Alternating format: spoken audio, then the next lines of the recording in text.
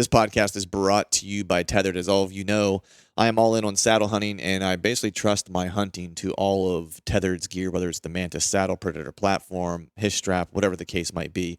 The cool thing is that what I love most, or one of the things I love most about Tethered, is that they're just constantly evolving and upping their game and listening to saddle hunters and hunters in general about what their needs are in the field and continuing to adapt their equipment and put out new stuff. And that is not changing this year. They have a big announcement to make here on the 9th of January with some new gear coming out. So you're going to want to stay tuned. Be sure to visit the tetherednation.com website to get all of your updates. This podcast is brought to you by Skull Brew Coffee Company. I'm actually having a little bit of Skull Brew coffee this morning while I record this. If you're not aware of what Skull Brew Coffee Company is, it's a business that my wife and I started in order to give back more to conservation. We roast premium coffee, and it ships out within hours of roasting, guaranteeing that you will get the freshest coffee available. The kicker is that we donate 10% of our proceeds back to conservation. You choose where the donation goes at checkout. Check us out at skullbrewcoffee.com, and let's do some good together and help protect wild places one cup at a time. Visit skullbrewcoffee.com and pledge your support of conservation today.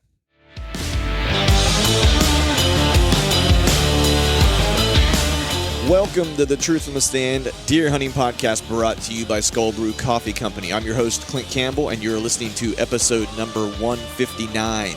Today we're diving into part 2 of the listener Q&A, and I'm answering your questions with a little help from my buddy, Chad Sylvester. So stay tuned.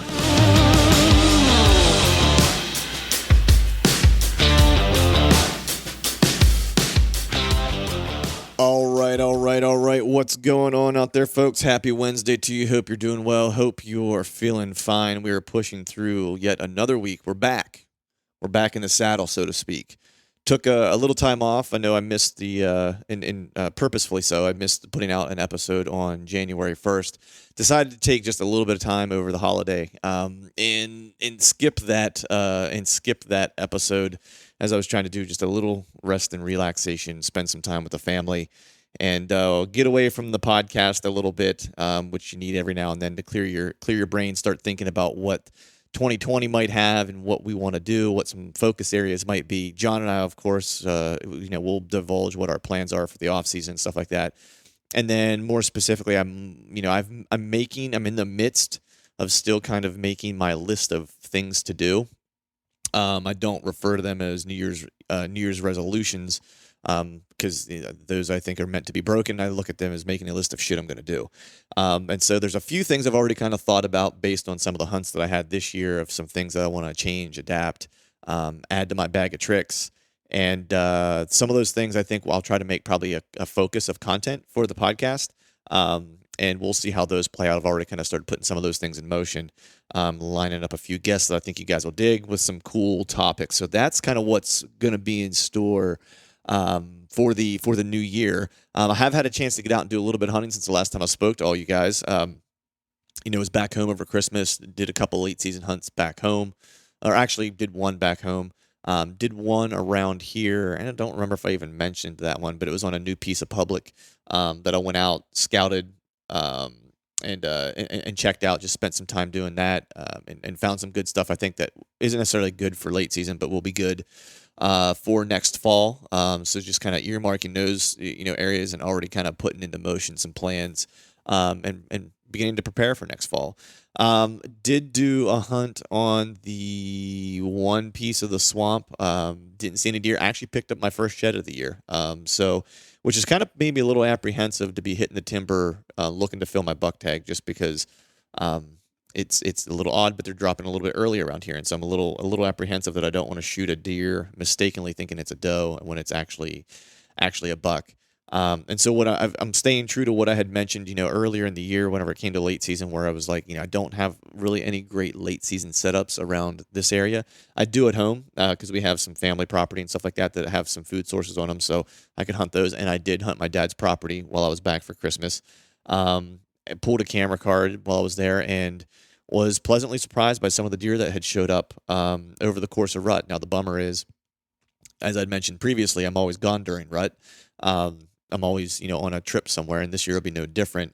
However, This year I might be going just a little bit later. A lot of times I'm usually gone right around that Halloween and like the first and second ish week of November.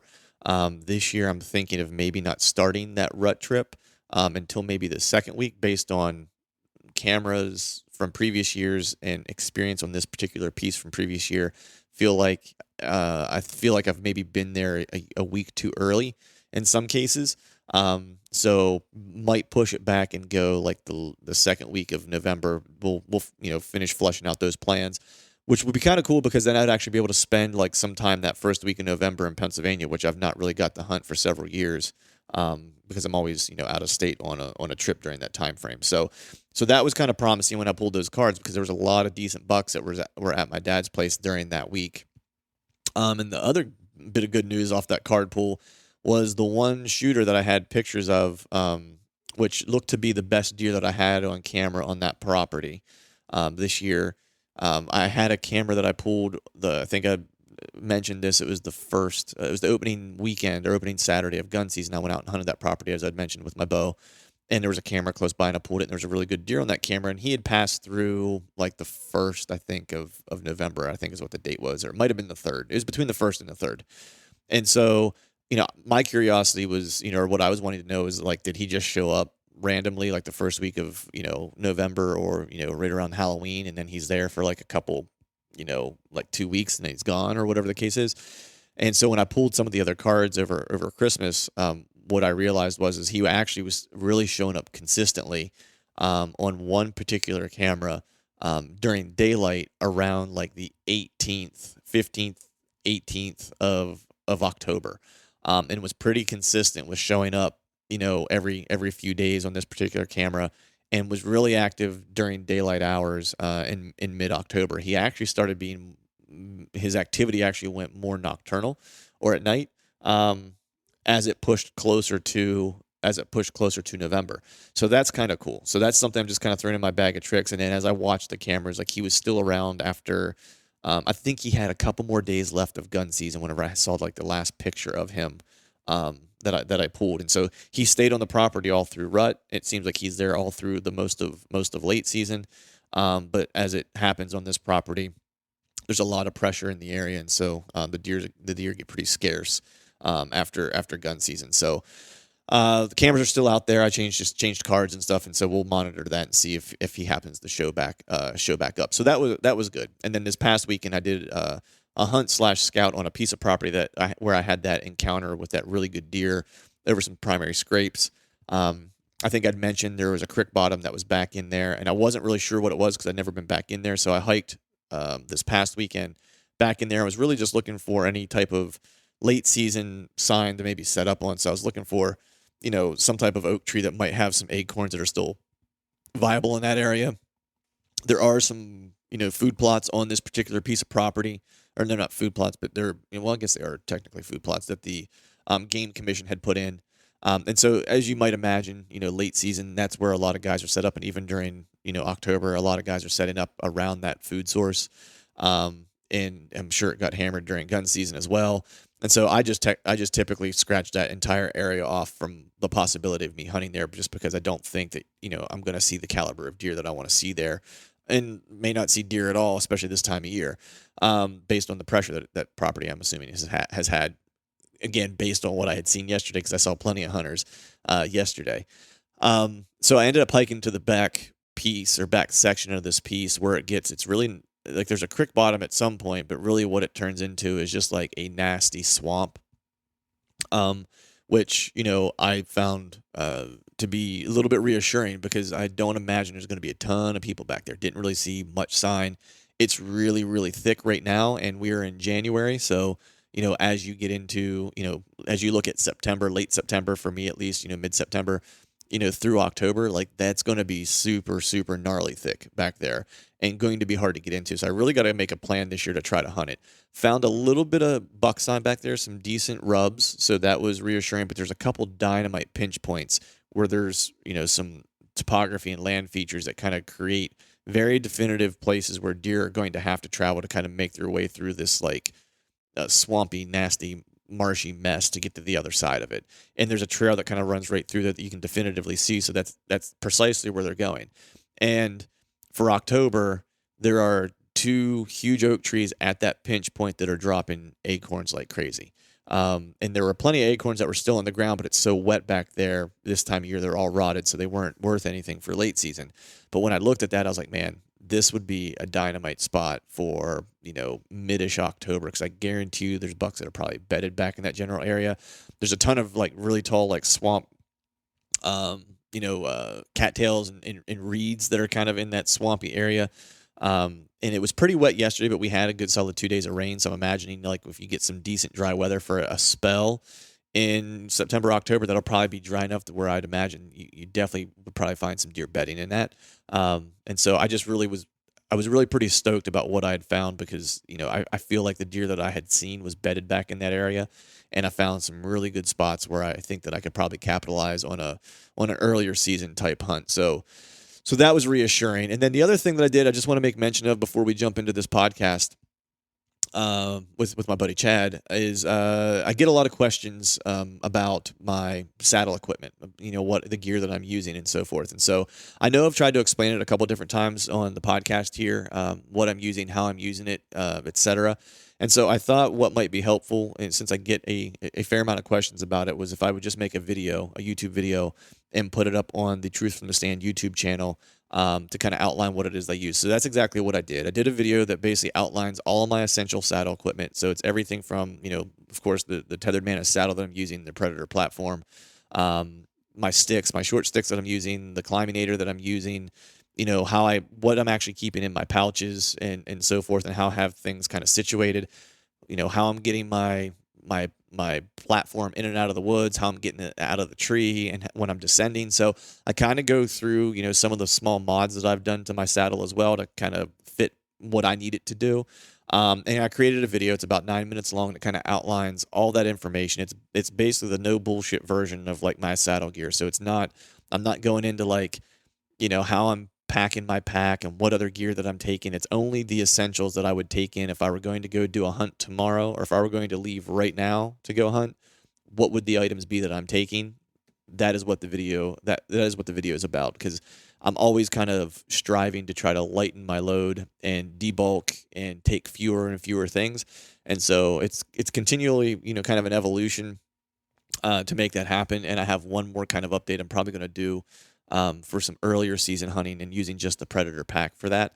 I'll use that in early season because it's a little bit lighter, and I'm not taking layers or insulation layers and stuff in, so I can get away with using it. But if I do want to film and take some camera gear, it becomes a little bit of a challenge with that. And so oftentimes, if I'm taking that as my pack, I'm usually not taking my camera equipment with me. And so what I'm doing is I'm getting some MOLLE attachments and stuff that I can use on that Predator pack, and I'll do a video of that once I get all that stuff in and kind of situate the pack. But I'm modifying that to be able to be kind of like my all-in-one pack that really it will work for everything except maybe late season. Because I've basically figured out a layering system that I've used this year with my gear that's allowed me to kind of really debulk and reduce the number of layers and clothes that I'm having to take and pack with me. So, and I'll eventually do, when I get some time, I'll do a video on that as well. So go ahead over to the YouTube channel, the Truth from the Stand YouTube channel, and check that out. And while you're there, give it a subscription so you get all the videos when they come out. But with that, we will go ahead and jump into today's podcast, which is with my good buddy, Chad Sylvester of Exodus Outdoor Gear. You know him, you love him. We did part 1 together, answering your listener questions. And it was a long session that he and I had, so I broke it into two episodes. And we do a lot of the stuff that we cover, in this one. I think the last one we covered a little bit of hunting from the ground and so forth. This one, I think we kick it off with talking about aggressive hunting. Chad and I are both friends with Cody DeQuisto, and we've done some lengthy conversations both collectively together and separately with him about that hunting aggressive style. And so we cover that. We talk a little late season food sources. We cover a little bit of how to hunt out of state and plan DIY hunts. I know that's a topic I get a fair amount of questions about. And then a little bit of trail camera information as well, which is great to have Chad on because no one better suited to answer those questions than Chad, the guy who owns a trail camera company. And we talk a little bit about just physical fitness and as it's related to hunting. So As always, I hope you guys are having a great new year. I hope your new year's off to a great start. I really appreciate you guys, all the support you've given over the past 4 years, looking to make 2020 a killer year, and just appreciate all you guys listening. So without further ado, let's go ahead and get rocking and rolling with this next podcast. So next question is, this is a good one, man, because I think you and I talk about this a good bit, especially when we've talked to Cody in the past and stuff. But how do you get past that quote unquote too aggressive, spooking deer kind of, style of hunting to moving past that to being in the game and not constantly running deer off, I think is what this person is kind of saying. So I think the question really is like, how do I hunt aggressive without screwing myself, if I were to paraphrase it? So do you want to take this first stab at it, or do you want me to take a crack at it? No, I'll go ahead and take it first. If it's someone, I'm looking at this as like this person. It's being hunting, bedding, bee style, being aggressive. This is something new. I would assume that's why they're answering. New to them. That's why they're asking this question. And I really think you just have to bump deer, and you have to screw up and say, "Damn, that was too close." Yeah. Like I personally think that is the only way. And you can take like the rule of thumbs, like you got to be within 100 yards. Yes, you could do that. But unless you know exactly where that deer or that bed is or that bedding area is, you're not going to know exactly where 100 yards, proximity is. And it's different with the type of terrain that you're hunting. If you're hunting a swamp and there's an island, well, yes, you know that, if you've done your homework, you know that those deer are probably bedded on that island or on that high point.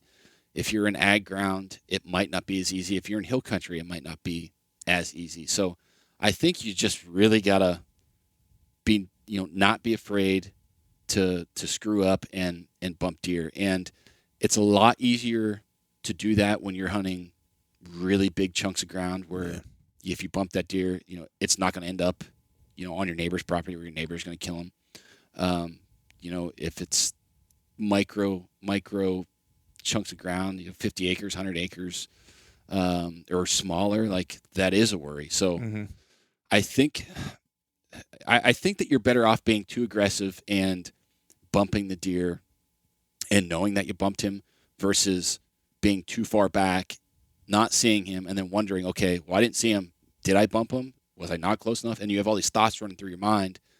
And at the same point, like if that's on the line of travel, that deer's it's going to know that you were there. Right. It's if you're just too far out and you're catching him a half hour after daylight or after shooting hours, like the deer is going to know that's being hunted. So that's just my train of thought is be aggressive. Don't be afraid to bump him, and bump a couple deer to know like what you can actually get away with, like you personally, because you might, I might hunt a little bit different.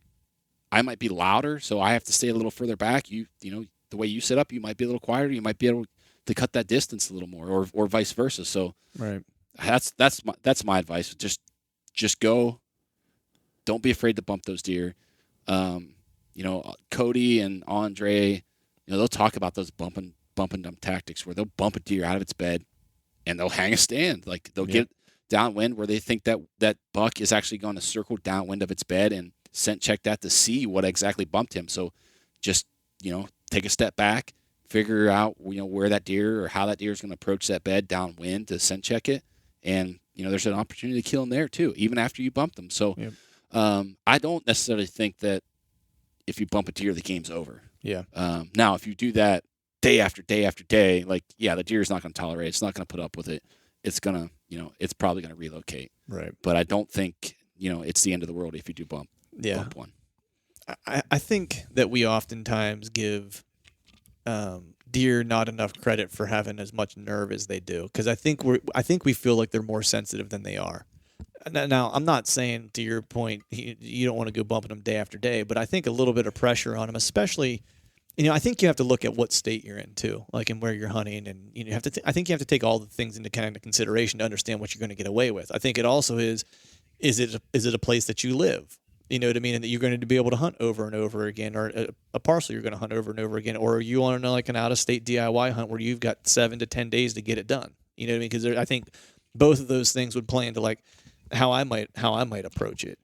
I think for me, and I've chronicled this in previous podcasts, but this was a kind of a watershed. And I know, Chad, you and I even talked offline, like personally, like on the phone about this. It was like, for me, this year was really a watershed moment for me in aggressive hunting, because I've always kind of been, I had a little bit of trepidation about how aggressive I wanted to be and stuff like that. And then, because usually whenever I've done like maybe some out of state hunts and stuff like that, it's like I've had maybe a buddy, like when I hunt with you, who has like a sense of like what's going on the piece, you know what I mean? And so it kind of helped give some direction of where I might want to start, where I might want to look and stuff like that. And so in those instances, I'm probably a little more cautious. I won't say cautious, but I'm less aggressive because I'm walking in with a little bit more intel. I feel like I have a little bit more information.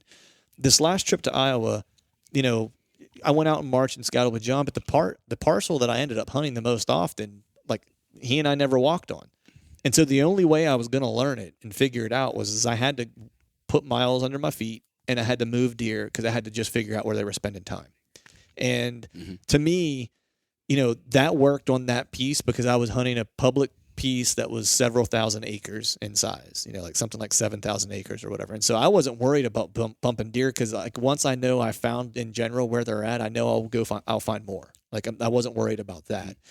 I think to your point, it's like if you're hunting your back 40, I'm hunting like I think that when you say hunt aggressive and you're talking about your back 40 or your 100 or 200 acres, I mean anything really under 500, like I wouldn't hunt, ultra aggressive, really, in my opinion, because that's still not a lot of room in terms of a whitetail. But if I'm hunting a family piece, it's like I will hunt aggressive in the sense of when I have the information I need, I will then get as close as I can to try to make the kill, right?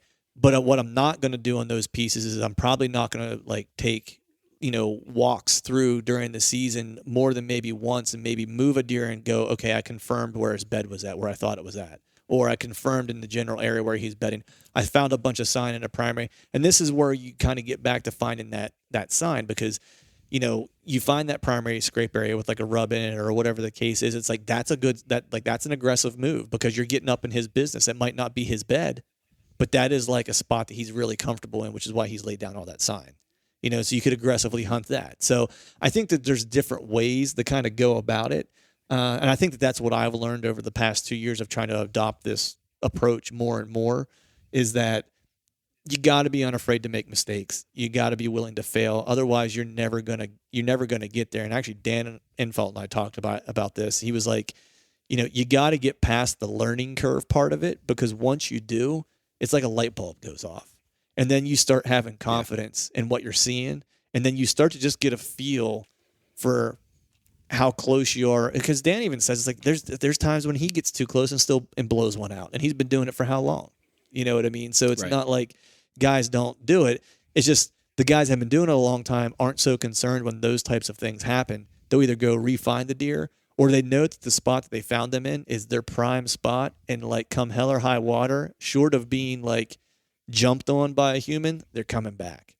You know what I mean? At some point, maybe not the next day, it might take a week or whatever, but they're going to come back. And that was last point on this was that where I actually killed my deer in Iowa, it was the next to last day, and I said, I got to go just move deer because I got to try to find where that buck that I'd missed was bedded. Like I was, or where he was spending his time. And so I just started hiking, and I followed his rub line, and I found one of his beds, and then I found one of his scrapes back in the timber, and then I found another bed, and I just kind of kept following it. And I got to the place where I looked at the map where I thought, this is really where I want to be, and I'm going to hike my way to it. And then I kicked the deer out of a bed at that spot. It was a buck. I don't know if it was the one that I'd missed or not, and it may have been the one that I killed the following day. But I got in there after I kicked him out, and I was like, this is exactly where I need to be. I hung all my saddle gear in the tree and left it there overnight, and it was about 35, 40 yards from his bed, and I had really slick access to get in the next day. I went in midday, went in around like 11 o'clock because I didn't want to catch anything, on their way back to bed or anything like that in that area. So I waited till everything was back to bed and walked my way in and set up, and then he came through at 3:30, and so that was one of those things where like that very well may have been the deer that I kicked out of that bed the day before, but to his mind, it worked for him. He got away, right. And right. So, well, go ahead. to that exact point, like the industry has made it, TV shows, whatever, has made it sacrilege to bump a deer, pressure a deer out of its bed. But like the point that you just made about that deer getting up and escaping, like that is the whole reason he's bedded there. Yep. Like that almost, when you bump a deer out of its bed and it gets away like that, it reinforces that that is a safe place. Like he escaped predation because that bed was bulletproof, and it reinforces that he will be safe there in the future, as long as it's not happening every day. Like he's willing to put up with that little bit of stress.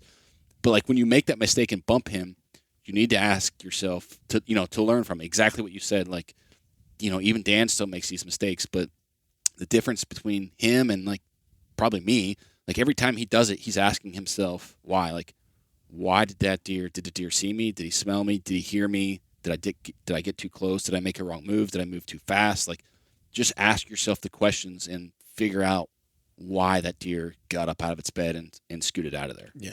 I think that's an amazing point you just made, that there's a couple things like guys that I think that you and I both look up to in terms of hunting and how they get it done, and just their woodsmanship and stuff like that. That there's a couple trends that I've seen with them, and I think you would probably agree, but I'd love to get your take on it. One is they're all freakishly detail oriented. Like they are documenting things while they're in the tree, like literally keeping diaries while they're in the tree, wind direction, how they were positioned in the tree, what direction deer were moving, what time they were moving, what was the barometric pressure, what was the wind speed. Like they're keeping notes on this to try to start to put together puzzle pieces about what a property is going to do. They'll also document it's a north wind today as far as a wind direction, but when I'm in the tree, it's actually a southwest. So they know that a north wind means a southwest in that spot. It's like it's all those things. And then there's never a time when they have something happen in the timber that they don't ask the question why. And it was interesting because this, again, this trip was one of the first times where, I won't say it's the first time I asked the question why. Like I would ask some pretty basic things, like when I would see a deer, maybe whenever I'd be like, glassing or in the summer or something like that, and I would see them come out into a field, and I'd be like, all right, the wind's doing this, it's doing this. He came out in this direction, the wind's in his face, so where's his bed at? You know what I mean? Like I would start to put those pieces together. And this year, I was talking to Dan when we did the most recent podcast, and I was like, the light bulb went on this year for me to a degree. I was like, and I was like, and I kind of remember like the moment where I recognized, like, I was like, oh shit, this is starting to make sense. You know what I mean? Where I saw that one deer that I missed come out like the third encounter, and he stood at this little knoll, and he would not move, and he didn't see me, and it was 26 yards. I just needed him to move his head so I could get drawn back to take a shot. And he stood at this little knoll at the edge of the draw and was just working his nose. And then he just turned around and walked the opposite way. Like to your point earlier, that mature deer, like he wasn't coming out of the cover. Like he was staying in the cover come hell or high water. And it didn't dawn on me until I got back to my cabin that night and was laying in bed, like falling asleep. I was like, what the hell was that deer doing? Like, why did he not step out? Like, there was no reason for him to not take like 3 more steps. And then I was like, wait a minute. I was like, he's probably lived there most of his life. I was like, that draw right there, at the mouth of that draw, I was like, I guarantee you the wind swirls at the mouth of that draw. I was like, and I bet he knows that. And he was standing at that little piece of high ground because it was still like midday to where the thermals were going to pull up the side of that little knoll. I was like, and he was just waiting for the wind to swirl so the thermals would pull that wind up to him and he would be able to scent check that whole area without coming out of the cover. And I was like, son of a bitch. I was like, you know what I mean? It was like, and so that was when I made the decision. I was like, I got to get back behind there on the edge of that draw where the drop is more significant to where he's going to have to commit, that he won't be able to stay in cover if he wants to check, who's grunting in his bedroom. And that was what I did. And that's where I ended up killing that deer, and so it was that little, like, asking the question why, I firmly believe was the reason why I ended up getting an arrow and a deer finally out there. But right. So do you have? We've been doing this for a little while. Do you have time for 1 or 2 more questions? Because I want to get to the one trail camera question that's in here too. Do you have a couple more minutes? Yeah, dude. We can go as long as you want to go, dude. I got nothing planned. having fun. I love this kind of stuff. I mean, this is what we. Dude, this is what you my daily life. This so. is what you and I do whenever I drive home from work and call you. Well, that's just it. Like, this is no different than like a normal conversation for you and I. So yeah, man, we can go for hours. Cool. Yeah, we'll plow through a couple more of these. We might actually break this up into like two sections. But all right. So next question is this is a good one. I like this one. I think I actually wrote an article about this possibly, but it's how do you plan a successful out-of-state DIY hunt? Do you want to take a stab at this one, or do you want me to roll with this one? You probably have more. You have way more experience in this than I do. So why don't you tackle this first? You probably offer a little more insight. All right. So, I think, I think out-of-state hunting is perceived to be more daunting than it really is. I think some people are scared off just by the unknown because that's oftentimes what you're kind of walking into. And to me, like, that's the part that I get excited about. It's like I don't know that I've ever announced this on the podcast, but like I have a bucket list, like what I'll call a whitetail bucket list, and that is that I would like to kill a respectable buck in every big buck state in the U.S. And then if I could, it's like I'd like to go to Canada and try to kill a good deer with a bow, all with a bow. That's my bucket list, hunting bucket list item, one of them. And so for me, it's like I'm always kind of looking at like what the next state's going to be. And I know you and I talked about 2021, like we're planning for a Kansas hunt. That's going to be like on our goals. And you and I are actually going to roadmap out together like what the next 5 years look like for hunts for us for whitetails, because we want to look at what states do we need to start buying points in and stuff like that so we can draw together. And I think the first thing that people ought to do is, like, if you can, I feel pretty fortunate that I got a road dog like the guy on the other end of this podcast with me, that's into like the adventure and into like the grind and going to have some shitty hunts to hopefully have like 2 days that are better than we could ever remember, type of things. But as far as like planning them go, there's two different varieties in my opinion. There's like the spur of the moment. You can do those as well. Some of these don't take a ton of planning to do, and then there's the ones you have to plan for where you have to have some points and you have to travel a little further. So for me, when I started doing out-of-state hunts, it's like I started with, Ohio for me because it was a state that's relatively close. Wasn't real hard for me to get to. I could actually get there and do a little bit of scouting in the off season, so I, had an idea of what was going on a piece.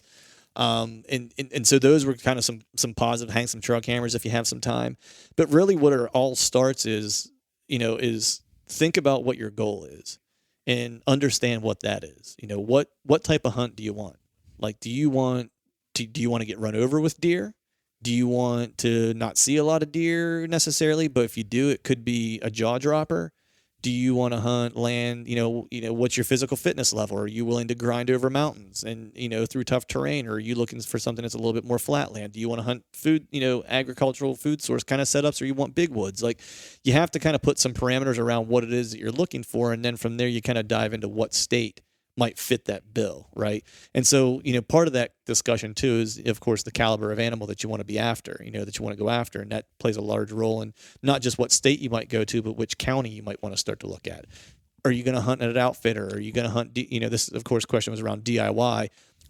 What areas offer the best public land? At that point, once you kind of iron those things out, then look at your network, man. It's like, do you have friends that live in those areas, or do you have friends who have friends that live in those areas that would be willing to just have a phone conversation with you to talk about their experiences hunting in that general area, the caliber of deer, what's the timing of the rut really look like those types of things. Of course, get a hold of like whatever wildlife biologist works for the DNR in that state within that particular wildlife management unit. They have a ton of information and usually will be willing to tell you where they see good deer. Because they're in the woods all the time, and they're typically probably not hunting a lot of places where they're seeing good deer. From there, man, to do it on the cheap, Chad and I have camped in the back of the Exodus, pull behind trailer before together in like sub-negative temperatures. We've done that before. We've rented, me and Chad and our buddy Tate. We've rented a pool behind camper, at one point, and just rented one for 7 days, whatever it was, to stay in. This last trip to Iowa was a I got me a cheap little shitty cabin that was, I want to say, like for 15 days I had it. I think I paid like $550 for it, so it wasn't too terribly expensive to stay. And then whenever you do Montana style hunts, like we were wall tenting it, and stuff like that. So I think you have to just decide like what type of adventure do you want, what type of uncomfortable amenities are you willing to put up with, what caliber of animal do you want, and then from there, man, it's just like give it hell, dude. Just go after it. If it states you got to get points, start planning ahead and start buying points so you can plan for when you're going to actually be able to go. Those take a little bit more planning for the travel. And then, if you're someone who this is like the first time you're doing this, like pick something close, and pick something that's like, 4, 5, 6 hour drive away that you can maybe go do some scouting, throw some trail cameras out. And it's not going to be a big hit on your pocketbook, and you can usually get away with like tags and everything if you freeze your food like I do. I make all my food, freeze it, and then throw it in the crock pot, whenever I get home and heat it up. You can usually do these trips, if your tags are $250 or so, you can probably gas and everything. You can probably do a 7-day hunt for under $1,000 all in, easy. So, I think that's how I usually plan mine. It's become easier now that I've done it a couple of times. I definitely take less time to plan it now. I didn't actually start getting ready for the Iowa trip until like the week before I left this time, but I've had a couple out of state trips under my belt. So that's usually kind of how I plan these hunts, man. It's caliber of deer. Where can I find that caliber of deer? What experience do I want to have? Let's go get it. Yeah. Yeah. No, you touched on a lot of great stuff. There. And, even though I'm still hunting in my home state of Ohio, I treat almost every hunt in the South on that specific piece that you and I hunt, I treat that like an out-of-state hunt because it is 6 hours from home. Yep. But I would start with, on top of all the things that you said, I would start with off-season research. And what I mean by that is using Google, using Facebook, using some of these internet forums, and going in there. And I guess when I talk about using those things, I don't mean Google best public land piece in Kansas, because there's 100,000 other guys that are Googling the same exact thing, and they're going to see that number one search result pop up, and the majority of people are going to head there, which means there's going to be a ton of pressure. So do a little bit of detective work and figure out what piece could be overlooked, and then verify that, like you said, with your, the local biologist or DNR officer. That's something that, as whitetail hunters, like, we don't use that resource enough. Yep. Like, you listen to guys in the West, contact ODNR office or DNR officers, biologists, and those guys love talking and helping people. Like they're this is their livelihood. This is what they do for a living. That resource is not used enough by whitetail guys. So for me, that would be my starting point. Yeah. Is use the internet. And when you go, let's say you sign up for Kansas Whitetail Hunters, .com or whatever, and that's a whitetail forum for or a hunting forum for Kansas. Don't be the guy that gets on there and says, "Hey, I'm from Pennsylvania. What's the best public land spot?" Like, right, yeah. Go there, contribute to the community. Yep. And then, make some relationships there, provide some value for the other members, and be organic in the way that you're communicating there. Because if you go on to any of these Facebook groups or forums and say, "Hey, I'm from New York. I want to come hunt Kansas. What's the best public land spot?" Like, dude, no one's going to answer that. Like, no one's going to give their secret sauce away. Like, you might get lucky, but you're much better off, contributing to that community, making relationships, providing some value, and, trying to figure that stuff out on your own. And it's going to take some time. It's not, it's not going to be an overnight thing. So that's one thing that I would say where to start. And then from there, in the off season, get familiar with your gear, make a checklist, use everything that you think that you're gonna have on that trip. Whether it's, I'm talking like outside of your, I guess first line of archery tackle, like your tree stands and your bows. Yes, like that's the baseline.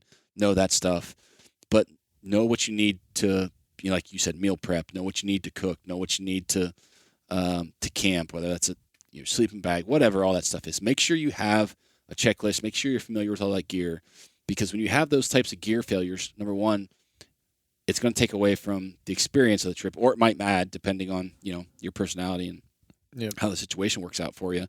But it could take away, if it's something pertinent to that trip, it could take away hunting time, because you're going to have to run into town and grab something that you don't have. So it's almost like one of those things where 2 is 1 and 1 is none to a point. Yeah. No, you got to be careful that you're. Yeah.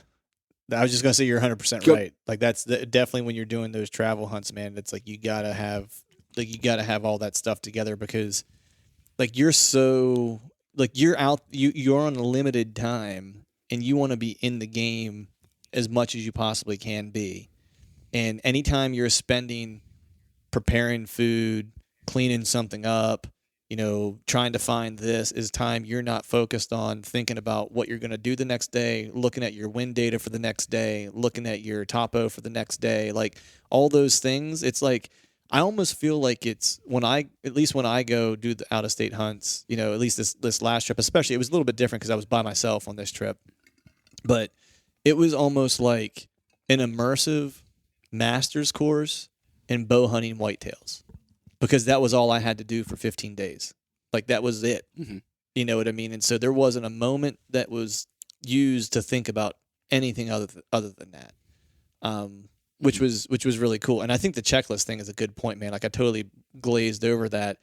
And the reason when I said like I didn't really start preparing for this trip until like the week before is because I literally have a checklist that I use for all my trips, and not for just like a little shameless plug, but like if you want the checklist and like kind of how I tee up my hunts and like the process I go through, if you sign up for the newsletter on the truthfromthestand.com webpage, the pop-up that comes up, you can get a download to that news or to that. It's a PDF that you can download and get that checklist along with like how I prepare for a hunt. So that's on there as well. But I didn't mean to interrupt you, but I just wanted to jump in on that because that was a great point.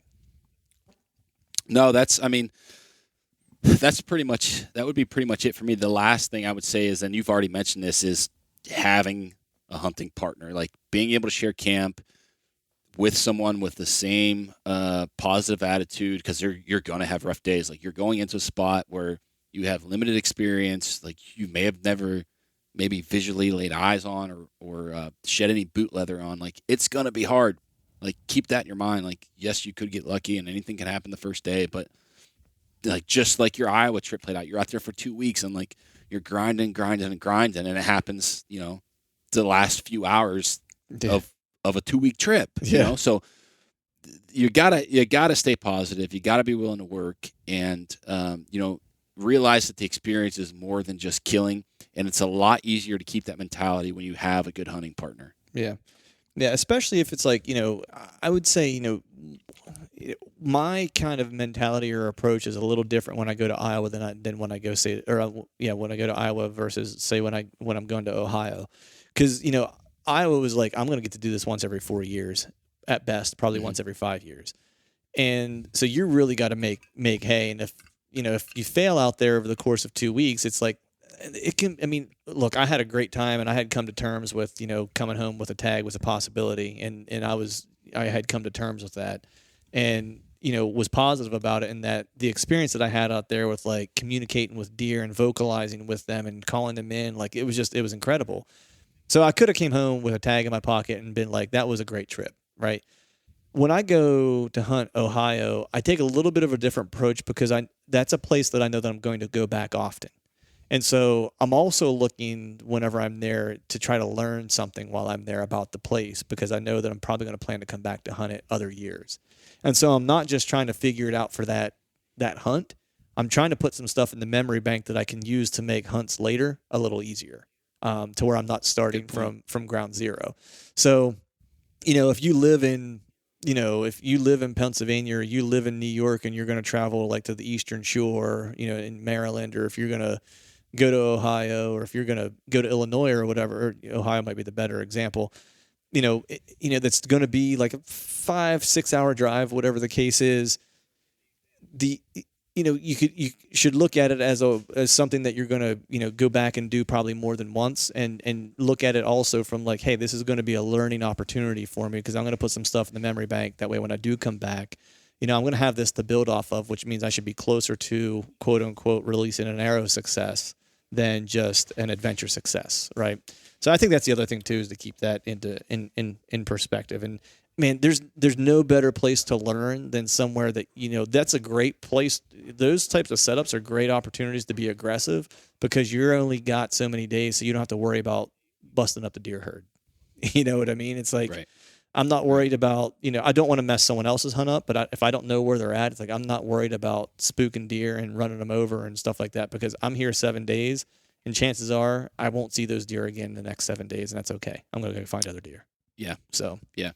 Yeah, no, yeah, 100%. The other thing that, I probably don't have experience with, maybe you have, but it's something that the hunting public guys talk about is, making contact with the locals, whether that's at a gas station, 100%.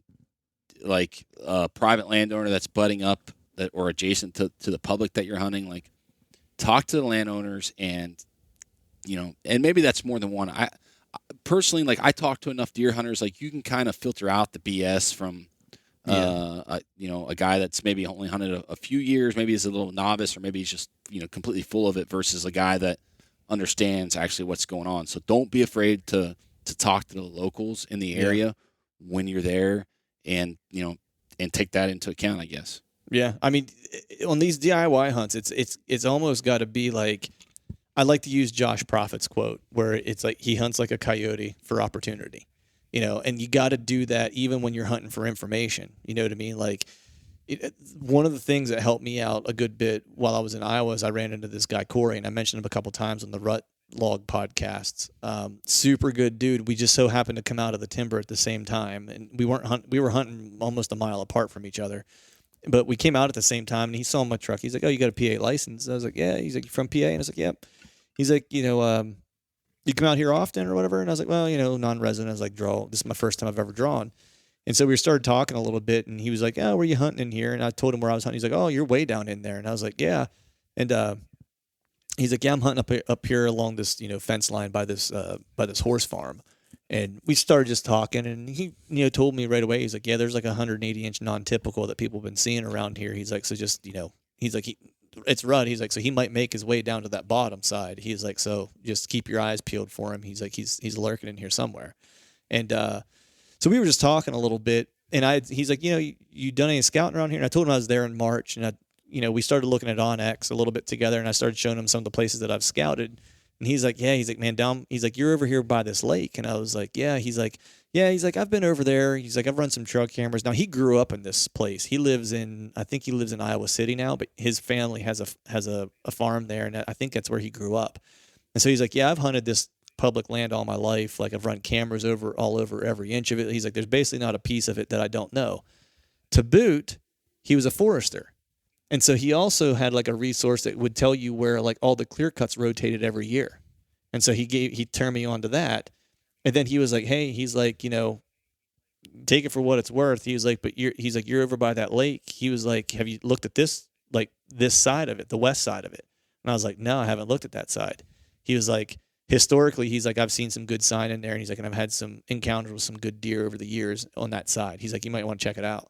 And that was literally like the next day I went and checked it out, and that's where I missed that big one.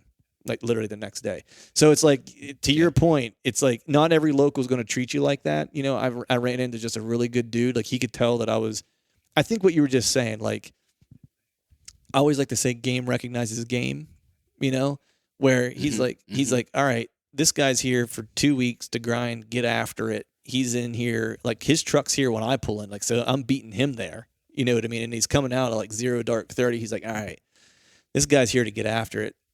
I'll tell him some info." And then he started showing me trail camera pictures. You know what I mean? And so, which was awesome. I mean, there were deer that weren't in areas where I was going to be hunting, and I just told him, I was like, "Hey, tell me where your spots are, where you're hunting, not your spots, but like the general areas you're going to be hunting." I was like, "Cause I want to stay out of your way." I was like, "I don't want to mess you up." And he's like, "Oh no, I'm here and here and here and here." He's like, he's like, we're good. He's like, "You're not going to mess me up at all." And Yeah, and I ran into him at the gas station then, like a couple of nights later, and we talked, and I told him I missed that deer, and then literally we traded phone numbers, and then when I killed that deer, I texted him, and we still text. You know what I mean? So to the point that he was like, "Hey man," he's like, "You gonna come back in 4 years when you draw again?" I was like, "Try keeping me from coming." You know, I was like, "I'll be here with bells on." He's like, "Next time you come back," he's like, "You got a place to stay." He's like, "Our family cabin will be done by then." He's like, "You'll stay at our place." And I was like, That's awesome. you know, so it's just like, it's, you know, not using it as a resource, but man, like they can help you out in a ton of ways, locals, if you just befriend them and go in humble, you know what I mean? And not act like you're the end all be all. And I was just there like, "Hey, I'm just the dude here trying to have some fun, trying to find some deer to chase," you know? And he was like, "Yeah, buddy, let me help you out." You know, and it was great. Right. You know, and so I'll probably be friends with that guy forever. You know what I mean? Just because he's he's just a good dude. You know, I did joke with him and said, "Hey, if you ever want to come to Pennsylvania and shoot some 80-inch 8-points, you know, I got a place for you to stay." That's funny. For some reason, I think this is going to be it's going to be a one-way street relationship for that part, at least for the hunting part, at least I imagine. But Yeah. So I don't know, man. I think we covered that one, the DIY one, pretty well. You ready to move on? I think this next one's trail cameras. Yeah, let's do it. Which I think you should take this one first because you might know a little something about trail cameras. But this guy asks, do you have any trail? Do you? Oh, I'm sorry, not do you have? Do you move any trail cameras for late season for intel for this year, or are you using them for the future? No, good, super good question. Something we just talked about. Jake and I just talked about a couple weeks ago. You know, that question depends on how many trail cameras you have access to. I am a very big believer in annual trail camera data, specifically like in the big woods, and it works regardless of what type of properties that you're hunting. Now there's, the data can become a little bit harder to recognize on some of the smaller pieces when you have human intrusion and different things going on. But being able to leave cameras out 24/7 all year without altering or influencing deer movement is going to give you the most valuable and precise data on what those deer are actually doing. And going into the following season, being able to recognize that, saying, okay, well, this camera was hot in this area between, September 28th and October 17th. Well, why was that?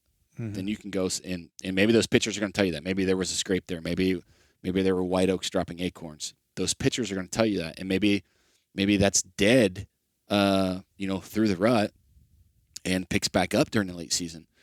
So one of the things that we talk about when you start to think about moving trail cameras, you have to understand that not every deer is going to walk in front of that camera that mm-hmm. is in the area, unless it's in, you have some type of topography feature or funnel or some kind of pinch that, the deer has to walk in front of that camera. And if you can find those spots, those are great spots to put cameras. But generally speaking, I know back in 2016, Matt and I were running cameras in a specific piece where there were two shooters on camera.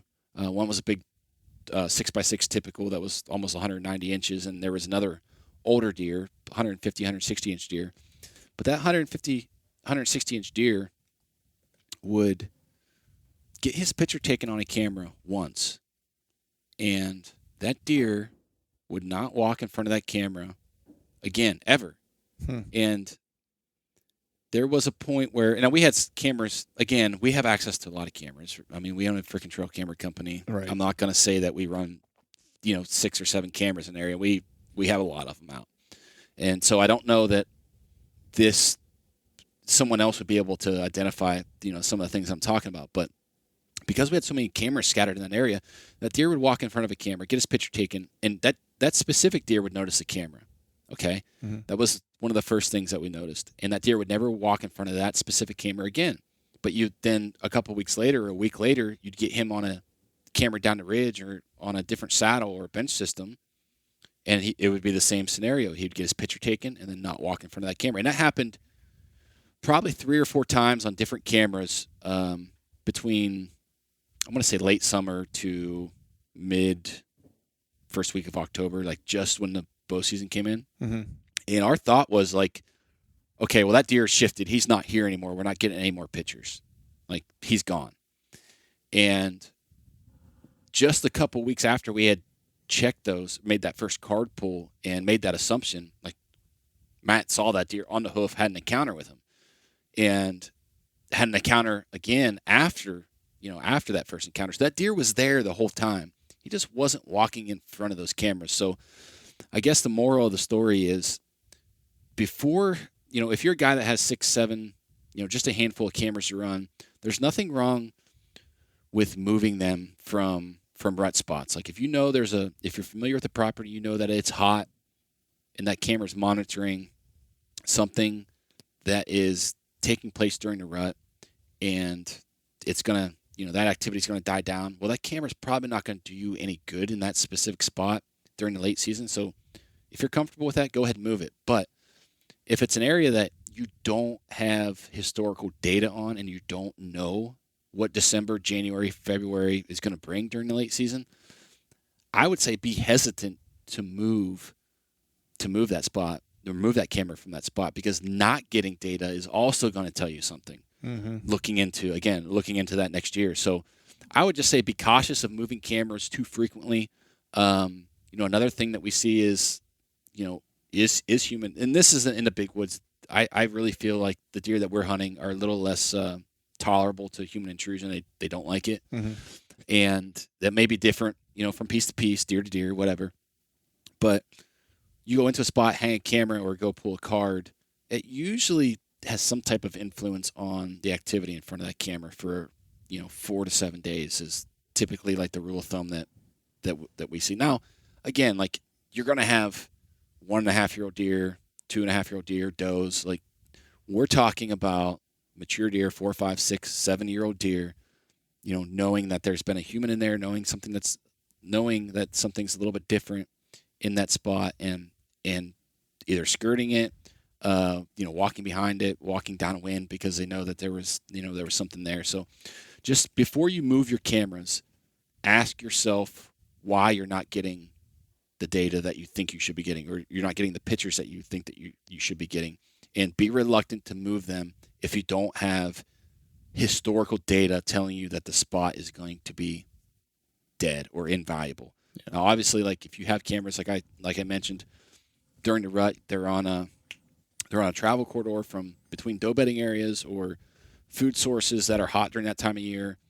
Yes, like, it's probably going to be dead, and that. Go ahead and move them, but just be cautious, be hesitant, and ask yourself why you're not getting pictures there. Because maybe you're not getting pictures there, and those deer are using a different terrain feature that's only 20 or 30 yards from that camera, but the camera's not picking it up. Yep. So sometimes those movements or those changing of locations, they're not necessarily super, super drastic. It could be just a little bit down the ridge, or a little bit down the edge where there's something else that is drawing deer movement. So just think about that stuff, I guess, before you actually take the steps to move that camera. Right. Yeah. For me, I fall on the other side. I mean, since we hunt together on that one piece, it's like I have the luxury of utilizing the data that you have, not just from like a given year, but over the years, and also your brain of like all the stuff you've seen in that data over the years.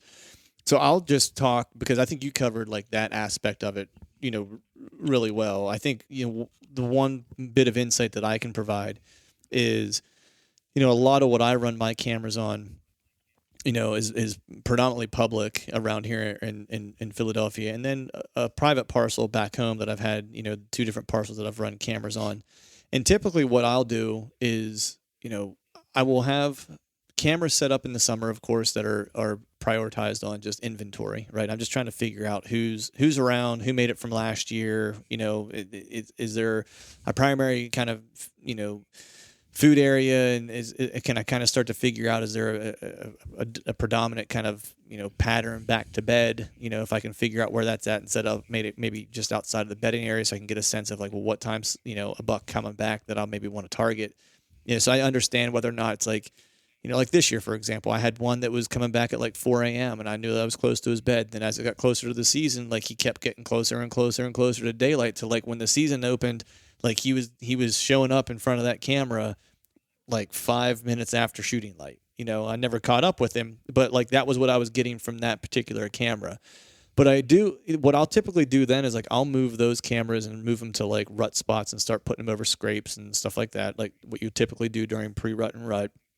But then what I'll do like this time of year, and it's funny we're talking about this because I'm literally going to go do it tomorrow morning, is in spots that I'm trying to figure out that is not a specific like over a scrape rut spot, like because I'm hunting some smaller parcels where it's like one parcel in particular, it's like there's not a single scrape on the whole property. There's some rubs, but there's not a single scrape. And so what I really kind of use on that property is just like their defined travel routes. And that's what I'm using to kind of like not only inventory, but also intercept.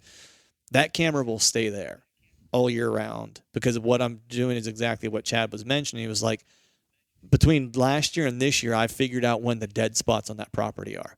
So I know when it's not even worth my time being in there to hunt bucks. Now, maybe to fill some doe tags, I can figure out when does are going to be traveling around or when they disappear and when they come back. But for bucks, it's like I know they'll be through during the rut, usually around the 17th, between like the 15th and the 17th. Like there's going to be a shooter that comes through. It's happened 2 years in a row. And I know that basically from the 17th on, I'm going to have like next to zero buck activity on that property, like zip, like not even get a rack buck on camera, So that one, it's like I will leave there. Now I will say that like some of these other pieces of public that I'm checking out this year that I hunted this year is really the first year that I've been on them. So which is why I'm going out tomorrow to put out some cameras in some spots that I had over the summer to try to see, basically take them off scrapes, put them back in like the travel corridors and terrain features so I can see what deer are on the property. Are they using this terrain feature? Are they not using this terrain feature? Just, trying to figure out all the things that you were kind of talking about. Now on private, different, separately, it's like I kind of follow the same approach because it's still a small parcel, even though it's private property and not public. It's like the deer kind of react and move the same way. So in those places, if I have a defined terrain feature, I'm going to use it because it's going to hopefully tell me, and that was how I caught up with that one deer Lucky, was I've basically used the cameras very similar to how, Bill Winke uses his, where it's like I got him on camera a couple of different times. I had an encounter with him where I could start to like tighten the noose on him. And then at that point, I just started placing cameras in like the known travel, corridors that he could use from where I thought he was bedded. And so whenever I'd find him on one, then I would move it and kind of just kept moving back toward his bed till I figured out where it was at. And then at that point, I knew where he was bedded and knew where he was traveling to. And so, had a shot opportunity to seal the deal.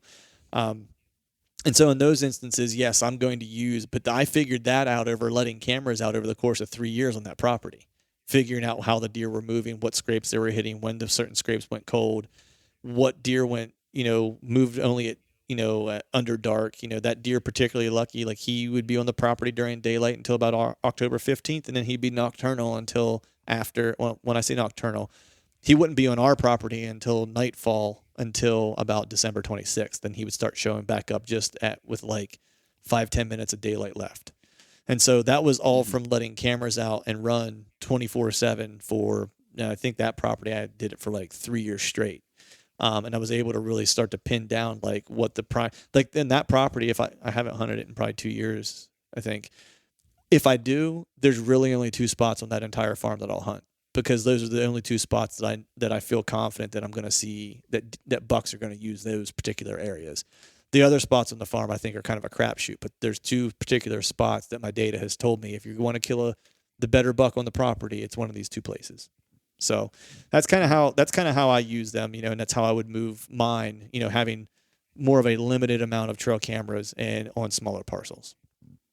So I don't know if is anything else to add there. Yeah, I think that there is, and it's almost off. I'm going to piggyback off you a little bit about like the Bill Winke approach about casting that wide net. If you're on a piece, like let's say that you're hunting a piece, regardless if it's public or private, and you don't have a deer, like you're after a specific deer, whether it's a 100, I guess specific class of deer, 120-inch deer, 130-inch deer, whatever it is, doesn't matter. Just looking for a buck to hunt. What you talked about, like leapfrogging cameras or like tightening that noose. that is a great way in the late season to make something happen within, 40, 30 days, 45 days, or whatever, how many days you have left in your season, is casting that broad net of cameras. Let's take that number as 6 cameras. Mm-hmm. You're placing them in terrain features, topographical features, saddles, benches, or edge, food sources, and getting consistent pictures of a deer in a location, whether that's travel route or food. And then taking those other cameras where you don't have pictures of that deer and then leapfrogging them back to kind of, I guess, locate that bedding area to be able to make a move within, 4 or 5 weeks. Like that is also a great strategy if you don't have that historical data to kind of reference those spots that are historically good and then historically bad. Yeah.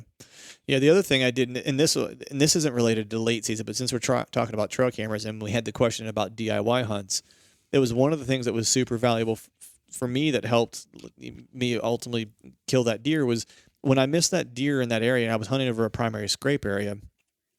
And what I ended up doing was I ended up taking my render, my cell camera, and I hung it on that scrape because what I wanted to know was that buck still hitting that scrape? Were there does hitting that scrape? If there were does hitting that scrape, then that was a good sign, right? And so what I was trying to figure out was, were there deer still like using that piece, that general area, right? And because if it went cold, then I knew that like I probably need to go scout and hike and walk somewhere else until that spot turns back on, right? And that was kind of my approach. And so for me, like going forward, especially on these DIY hunts, it's like if you have cell, I was just fortunate in that particular spot there was cell service because there wasn't cell service in a lot of places I was at. But using something like that to just tell you that there's deer, because you're not there for, 2 months, you're there for 2 weeks. But all I'm looking for at that time is I'm looking for proof of life, right? Because I don't want to burn a hunt when I'm not going to have the possibility of seeing deer. And so for me, I was getting nighttime pictures of decent bucks hitting that scrape and then does hitting it during daylight. So I was like, bucks are going to be in the area because there's still does, hitting that licking branch. There's still does that are in that area. Bucks are still hitting that scrape. So I know that there are bucks in the area, not just because they're on camera, but also because there's does in the area. So that told me that it was worthwhile to continue to spend my time there. If there would have been nothing hitting that scrape, I would have moved it to another scrape that was, not too far by or not too far away. And if I got the same thing on that and that happened for like 3 days, I would have been out of there. It'd been like onto the new piece, Right. I may have been onto the new piece before that and just went and tried to bump deer, So I think, and I know that this question was specific about late season, but I wanted to take the opportunity with trail cameras and talking about the DIY hunt. It's like, man, don't underestimate the value of having a camera that you can use to just validate that you have activity in an area so you're not burning days on spots that are just dead. Because you're going to have some of that on those DIY hunts because you're walking into places that you just don't know a lot about, And so anything, and to me, it's like places that I'm familiar with, I want long-term data and long-term information because I do believe in annual patterns, right? I've seen them happen. So in that sense, it's like I want that large data set because I'm going to make plans over the course of years to hunt these different properties, right? When I'm on an out-of-state hunt and I've got 2 weeks to get something done, like I'm looking for, MRI, most recent intel, like, and I'm making decisions off of that while I'm scouting and what I'm seeing on cameras, like up to like almost the hour, So then I want to just add that in because I think that that's important when we're talking about trail cameras because I think they're useful in both instances. I think it depends on what your need is and what your objective is, should determine how you're going to use it. Yeah. Well, yeah, cell cameras, I mean, they change the game in efficiency of what you're doing. I mean, 100%. It's crazy the amount of advantages that you get from running cell cameras. Now, obviously, if you could do that, that's great. But one other thing I would say is, if you're not running cell cameras, if you're running regular SD card cameras, don't be afraid to put them in at stand locations or locations that you think you're going to hunt and check them on the way in if it's not going to, negatively influence deer movement for that specific hunt. But placing them at stand locations is also going to help you be more efficient and especially on like some of that DIY stuff. Like if you have you're in a location you have 7 days to make it happen on an out-of-state hunt, and maybe you hunted a tree or a set the night before, and you were going to hunt it the next morning or that night. Like, don't be afraid if you have an extra camera to throw that up at that location, and be able to gain that MRI, even within the last 24 hours. Because if there's nothing happening there, that camera's probably going to tell you what's going on. So Yeah. that's just another thing I wanted to add there. Yeah, I think that's a good point, because I think a lot of times, especially if it's a DIY hunt and you're on public, like you should be hanging your camera up off the ground, right? So you shouldn't have any fear of the deer seeing it at that point if you're taking those measures. But I would say on those out of state DIY hunts, man, like I probably hunt like I would say, let's put it this way. I'm not afraid to hang a camera and literally hunt. I've hunted the same tree that my camera was on before and saw deer. It's like I'm not 100%. I'm not afraid to do that, because on those hunts, it's like I don't want to necessarily know that there's deer 50 yards away, because I may not be hunting that spot. You know what I mean? It's like I need to know where, like if I'm hanging a camera somewhere on a DIY hunt, it's because I'm going to hunt that spot. Because unless I know that like there's a defined pinch point 30 yards down that they have to be going through, or 50 yards away that they have to be going through, then that's a different story. But a lot of these places that I'm hunting on DIY hunts, it's like a lot of them are big woods to where there's not like super defined pinch points. I mean, some of the trails I was finding in Iowa were like it was just like scuffed up leaves, and I was like, oh shit, that's actually a deer trail here. Like where around here where I'm at, it's like it would look like a goat path, like a cattle path, because it's like we're on small parcels and deer are funneled into smaller areas. Out there, it's just like it is in that piece we hunt in Ohio. It's like they could go anywhere. So a deer trail in those pieces aren't like this beaten down thing into the dirt. It's like literally like a very small, subtle indentation of the ground where the leaves are slightly scuffed. Like the leaves aren't even matted down. You know what I mean? Right. So yeah, it's it's just like you have to think about like what are all the odds you're up against, and how is the camera as a tool going to help you make the best decisions. Right. And that's how I kind of try to frame it. So, Yep. All right, man. I think we got you still game? We got like 2 more, I think. Yeah. Let's do them. Let's do it. All right. Let's do it. This one's an interesting one. You might actually be really good to answer this one because you're newer at this. But what essentials do you need to start a podcast?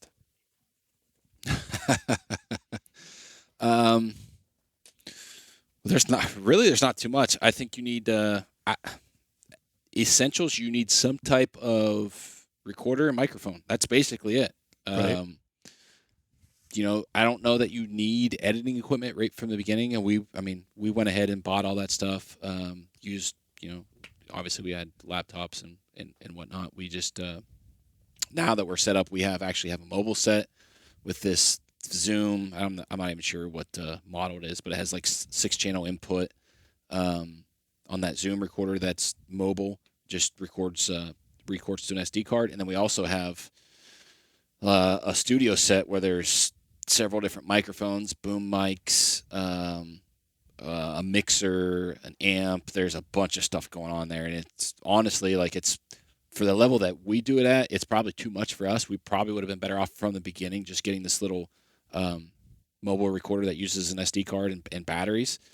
It works. It works pretty dang well. Yep. But that's really all you need. Yep. So I think the essentials, like I'll cut it a couple different ways, right? So I think the one method I would say is I would take the Gary Vaynerchuk method is that if you have a smartphone, you have a podcast set up. Like you don't need anything more than that. If it's you and a guest, you can speak right into your phone. I know everyone's concerned about audio quality, but if you're just getting started and you want to put out content, you can use your phone.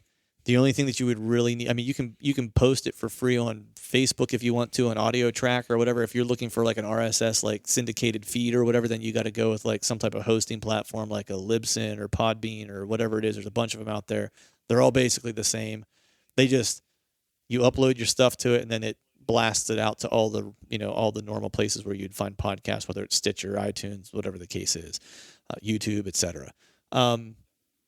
So that is like the down and dirty way. Like the one step up from that, I actually use this approach that I'm about to share with you now. Like for some mobile recording, one of the podcasts I did in Iowa, I used it.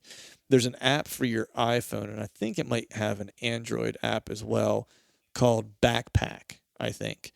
I think it's like $10. And I literally got it and put it on my phone because I wanted to be able to have something like, you run into interesting people at weird places, like at the airport or something like that, right?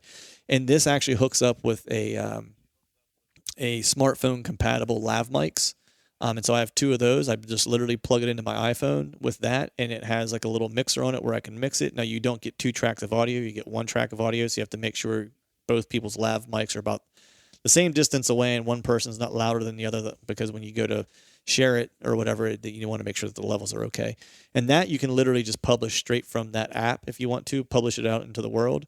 Or what I'll do is I'll often just bring it into, GarageBand is what I use to do my mixing and stuff like that. And I'll just EQ it a little bit so it sounds a little bit better and then send it out into the world.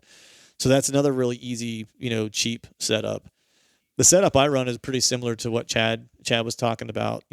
My setup for doing this for almost 4 years is pretty unelaborate. I essentially have a MacBook Pro that I had regardless, right? So everyone usually has a computer at this point. Editing software is I'm just using GarageBand. I do have the Adobe suite, but I really don't use it because it has way more than you need for a podcast. So I still just stick with GarageBand because it's easy and it works every time I use it. I have a Zoom H6, which I think Chad was mentioning, and then a couple Audio-Technica headset mics that I use, and then a small 4-channel headphone mixer. That way, whenever I have multiple guests, we can all hear each other in our heads. And that's it. I mean, there's not a lot that you need. I think more than anything, I would say you need a point of view.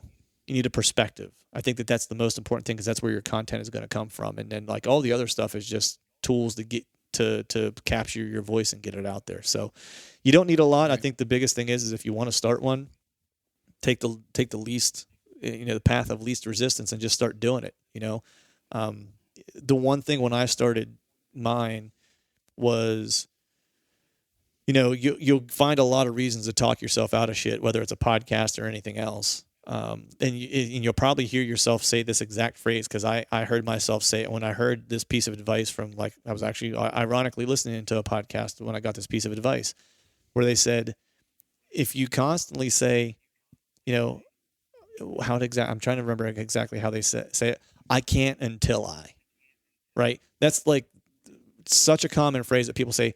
I can't start a podcast until I have the right microphones. I can't start a podcast until I have the right recorder.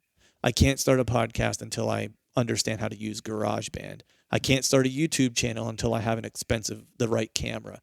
All those things are bullshit. I can't until I never did shit. And you just need to start doing it and not have an excuse. Mm-hmm. And then once you start doing it, it becomes really easy to progress and grow and get better. And just to be honest with you, you're going to suck when you start. We all do. You know what I mean? Right. I go back and I listen to like the first 10 episodes that I put out, and I'm like, what the hell was I doing? And furthermore, I was like, man, who was that first sponsor? What the hell were they thinking? Oh, that was Chad. And but it's you're gonna suck when you start. It is what it is. Like no one's ever been good at anything when they started. It's unless you're like. Right. I don't know, LeBron James or something like that, but I'm sure he sucked at first. So the most important thing is just getting started. And once you do that, you'll gain momentum. It's like an avalanche. It'll start at a little trickle, and then before you know it, it's blowing down trees in small villages. So, yeah, that's my advice. I don't know if you have anything else to add to that, but that's basically what. No, I agree with that 100%. Like the equipment is. Such a lower priority. I would say the other thing I would say is have a content schedule, have do your due diligence on the topics and make some talking points, because when you first get started, it's like you said, you're gonna suck at it. We sucked at it. Like we go back and listen to our first 4 episodes and they were like they were terrible. Oh yeah. Why did anyone even tune in and listen to this? Like, it's terrible. Yeah. Like, there's a bunch of ums and like pauses and like you're just you're drawing blanks for words. You're nervous, and that's expected. Like it's not going to be perfect. It's not going to be the first one you do isn't going to be a polished, finished product. So don't be afraid to start. Like you said, But I think having a content schedule, having a few recorded podcasts in the bank to where you can publish episodes on the regular to get your viewers and the people that are following your content used to those episodes coming out every Wednesday. Having that bank of 4 or 5 episodes, I guess, because things are going to pop up. Like, I'm sure that whoever's sent that question, they work a normal job, they have families, they have all these other things pulling them in 100 different directions.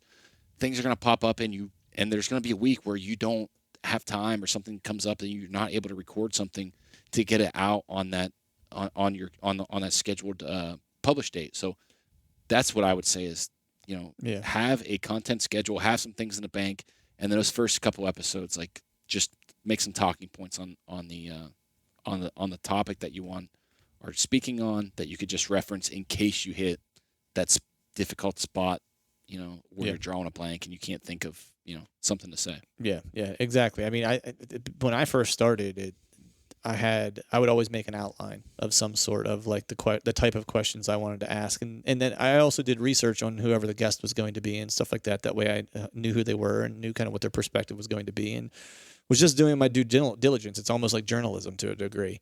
I wanted to be smart on the topic that we were going to talk about, so I could add value. Now, as I've gone along, it's like it's become less and less of talking points and more of, like, me just kind of winging it. But I will jot down, like, a couple bullet points, be like, okay, I want to definitely cover this. I want to cover this. Oh, they recently did this. I want to ask them about that. You know what I mean? Like, and that's more where it is now, because it's more, I've done, this will be the 157th episode, I think, that I've done. The one that you and I are recording right now, I think it's 157. Mm-hmm. So, plus however many other ones that I've been on. So it's like, at this point now, it's like I kind of have figured out how to, like, flow the program, if you will. But there are still times, like, and I'm just going to be honest and transparent here, man. There's some times when I get guys on that, I know that I'm going to be nervous because maybe they're well known, or maybe that they're, like, really well respected in a particular area that they have a really deep understanding of, that I'm going to come in, like, with very, very scratch the surface understanding. And I don't want to ask questions that are kind of not beneath them, but that show that I don't understand.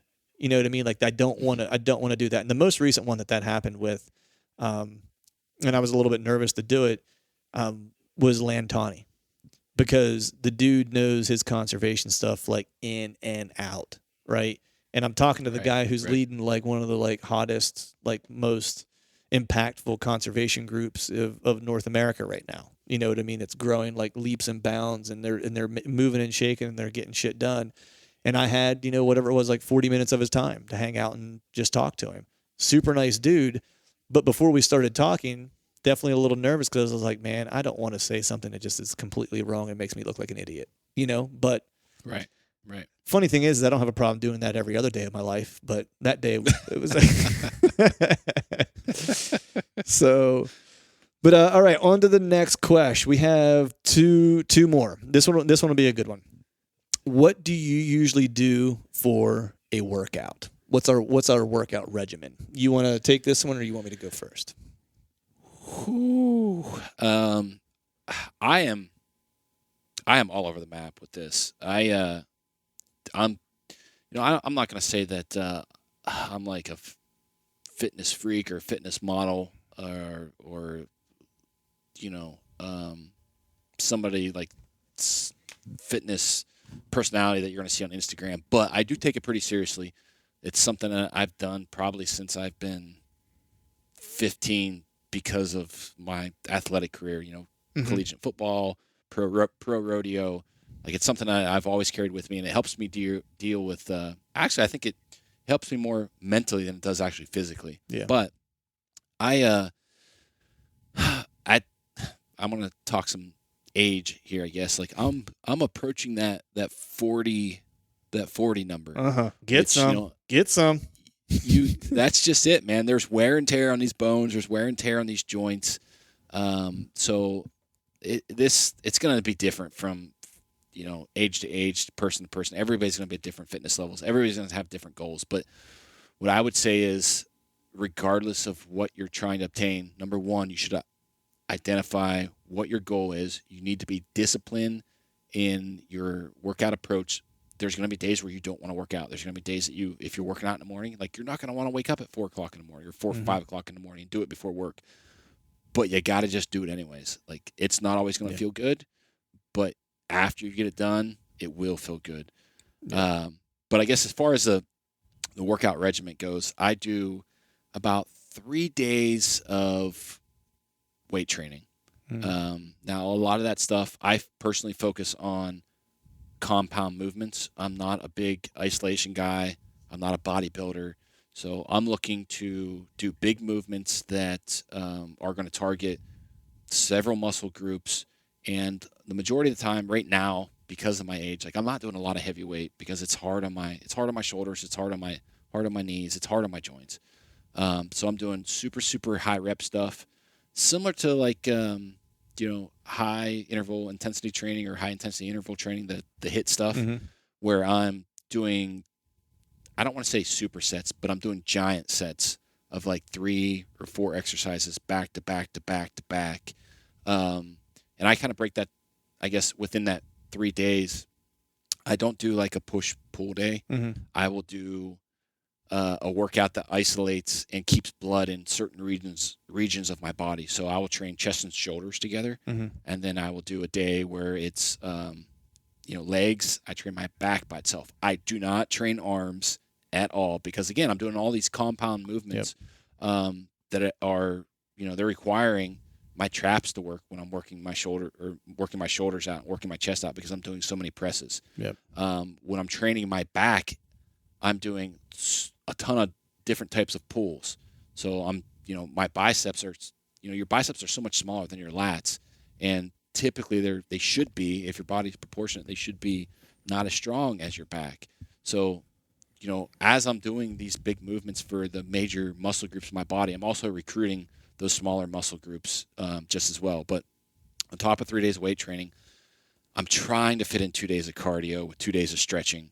And then I'll be honest, like, I don't do anything for core. Like, that's just, I'm one of the guys, like, at 40 years old, I don't follow a super disciplined diet. Like, I eat ice cream, I drink beer, I eat pizza, I eat potato chips at midnight, and I walk around with a six pack. That's just, it's just my genetic makeup. I'm blessed and lucky, but that's kind of just me and what I do. Yep. So it's funny because if people haven't picked up on this podcast, how similar we are in in most things, which is probably why we're good friends. Yeah. I follow a similar regimen. It little bit different, but like the philosophy is kind of the same. I am in that 40-year-old threshold, and I grew up grappling, and working out was a big part of that, of course. But then when it was in the band and stuff like that, I'll put it lightly and say I didn't do myself any favors in a multitude of ways during that decade. And for me, working out was getting like my mind right again. Because stress, anxiety, like all those things that sometimes people don't want to talk about, like those things are real, and and I have them just like anyone else does, right? I have a stressful job, I'm raising a family and married and mortgage and all those things, and and there's days where there's anxiety over things that probably are meaningless, but you get yourself kind of in a cycle of worry about certain things. And so what I found for me, probably whenever I was like in my late 20s, I was probably like 28, I found that rather than, eventually at some point looking to be like medicated because I ended up with high blood pressure or whatever, I was like, let me just try to manage like the stress and anxiety and all those things with working out, and having a better diet and just being mobile, essentially. And so that's really kind of where it started for me, and it's evolved now into just like a lifestyle. Like, I've been doing it for years now, to where now it's just like every day I get up at 6 o'clock in the morning and I work out before I go to work. Like, that's just what I do. It's like part of my routine. And if I don't get it in, like, I don't feel right. And so it's just become like brushing my teeth, essentially. I do follow a pretty regimented diet. Like Chad will attest to this, even when we go out on hunts and stuff like that. It's like I still I'm still very strict about what I eat. I've gone through a bunch of different, diet types. There was a period of time there for a while where I was actually, vegetarian for probably like a year. I was not well. I was ill, and I needed to kind of like get rid of a lot of toxins in my life, and so one of the things I did was, stopped eating red meat and stopped smoking and I stopped drinking. And that was basically when I got out of the band. And I needed to basically just to reset myself. So for a year, I didn't do any of that. And then slowly over time, like reintroduced meat back into my diet and stuff like that. And now I basically follow a keto diet that teeters back and forth between a keto and a paleo diet. So if I'm really being disciplined about it, it's like I eat pretty strict keto and I'll do that for like a reset of like, 30 days or whatever. Maybe 60 days, just depending. And then I'll waffle back and forth between keto and paleo, essentially, whenever I'm not being super strict. And as far as like the workout goes, I'm kind of the same as Chad. Like I'm not trying to win any awards anymore. Body sometimes doesn't heal as quickly as it would. The one thing I will say is that I listen to my body much more than I used to. So if I wake up a day and my knee doesn't feel right, I'm not going to push it. It's like that day may have been, supposed to be a resistance day, but because my knee doesn't feel right today, I'm actually going to do yoga today. Because I'm going to try to listen to my body and not push it because I'm trying to stay healthy and not be injured necessarily. And there's nothing that's really worth me getting injured because I'm not trying to prepare for a competition or anything like that. But I do super lightweight. Like I don't lift anything heavier than 30 pounds, period. Everything is done with like anywhere from like 15 to 20 pound dumbbells or kettlebells. And it's all functional movements. And it's all, usually it's all like MMA, like fight training type of movement. So it's a lot of like bobbing and weaving like you would in boxing. It's a lot of like, doing a lunge with like a kick and a punch, with, with a 15-pound dumbbell in your hand. I'll usually do that one day a week, and then I'll usually do a kettlebell set one day a week. In between those two, I'll do some type of like fight training, grappling style, like cardio workout. And then the day after that will be, it's usually like a pull day, more so where it's like more of like a back workout. But every day legs is like there's a leg component to it because it all has some type of squat that's involved or lunge that's involved.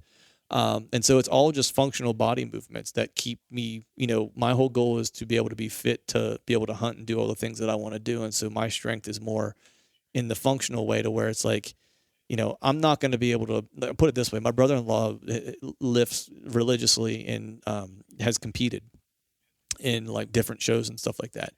And when he and I get together and we kind of grapple or whatever, he's like, man, it's crazy how freakishly strong you are. He's like, but I lift like insane amounts of heavy weight. And the thing is like he lifts it from here to here. Like I lift it from my arms are down, then my arms are up to my chest. Like that's it. It's like everything that I'm doing is like what you would actually do in the world. And so I guess that's the difference. And so that's really my approach. And so it's a combination of like, kicking, punching, all with resistance, grappling style cardio, yoga, and that's pretty much it. I mean, I kind of gave up running because it was killing my knees. Before I go on like a Western hunt, I will up the ante a little bit, and then I will do all the same stuff I just mentioned, but I will do it with like a weighted vest on that's anywhere from like 20 to 40 pounds. And that's usually like toward like the end whenever I'm getting ready to go on the hunt. So I'm ready to carry the pack weight and stuff like that. But I'm usually really careful about that because last time I did that, I ended up having an injury right before I left. And I ended up healing up before the trip, but it was a little touch and go. I thought I might have had to miss the trip because I thought I messed up my foot pretty bad, but ended up being okay. But yeah, I mean, that's really where I'm at. I mean, I ended up having surgery at one point several years ago from lifting that I tore some stuff and had to get some stuff fixed. And so after that, I was kind of like, yeah, you know what? I don't need to impress anybody. I can just be functionally healthy and strong and good to go. So that's my setup, man. It's nothing too crazy. I do it all at home because I don't like to go to the gym, and that's it. Yep. Yeah. Yep. I'm the opposite there. Like I don't like to train at home. Like I like to do that away and have a place where like that's, it's dedicated. That's the reason that I'm waking up. That's my focus while I'm there. That's what I can concentrate on and kind of detach from the world. Because like I said, like a lot like you, the mental health aspect of having putting in that physical work, like to me, that is so much larger than some of the physical stuff that you're getting. Letting those endorphins release, it allows me to deal with stress, just like you. It allows me to deal with anxiety if I have any. Like you, it allows you to just and also like I'm a super competitive guy. Like we're both pretty competitive. Yeah.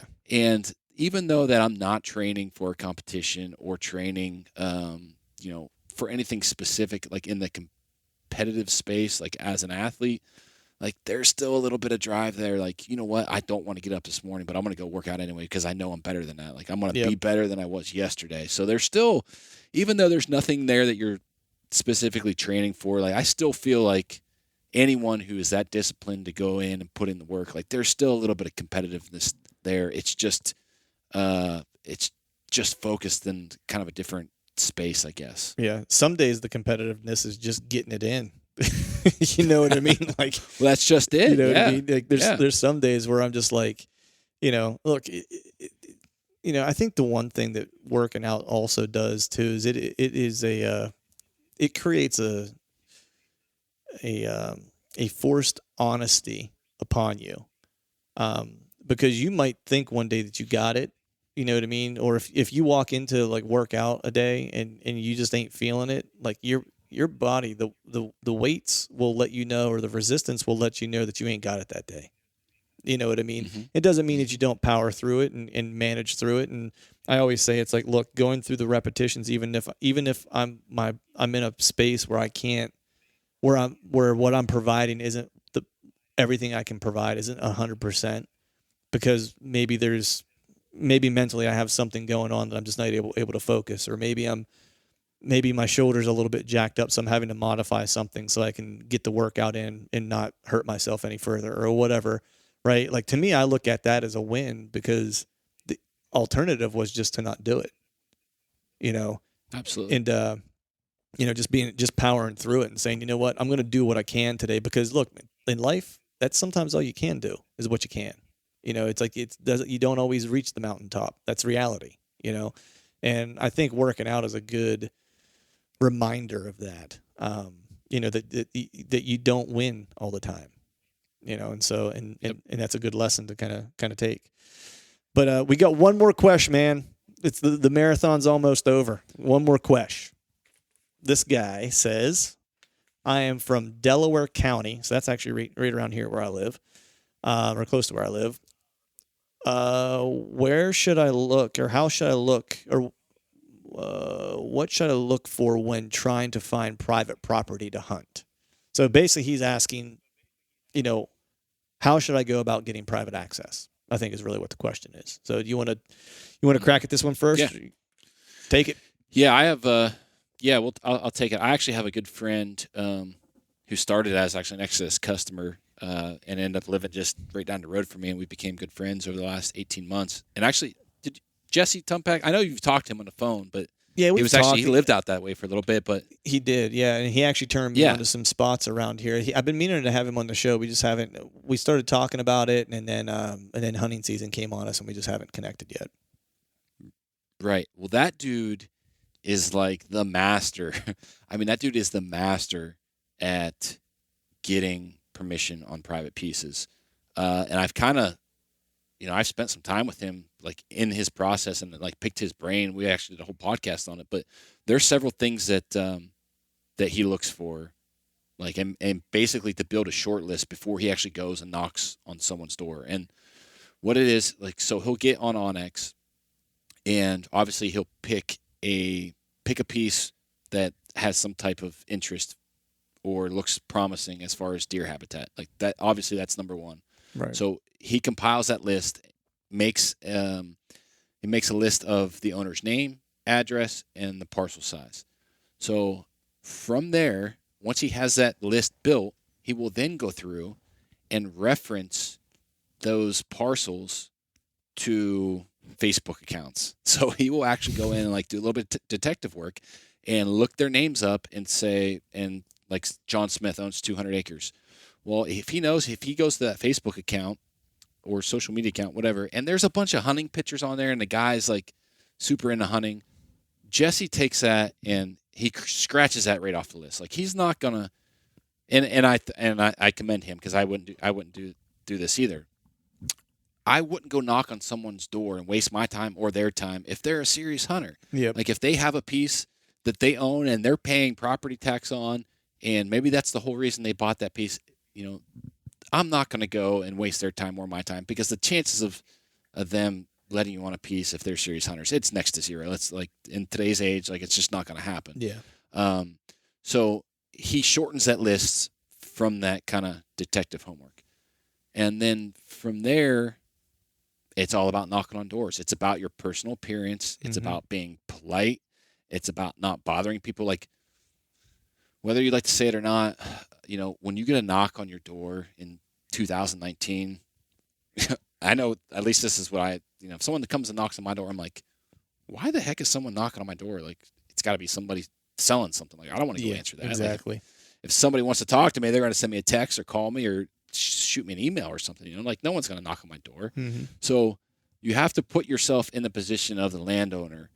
And what Jesse says that he likes to do is basically take that short list and draw almost a travel route, and make, like, he'll travel, a few miles away from home, and he'll be able to drive by 4 or 5 pieces.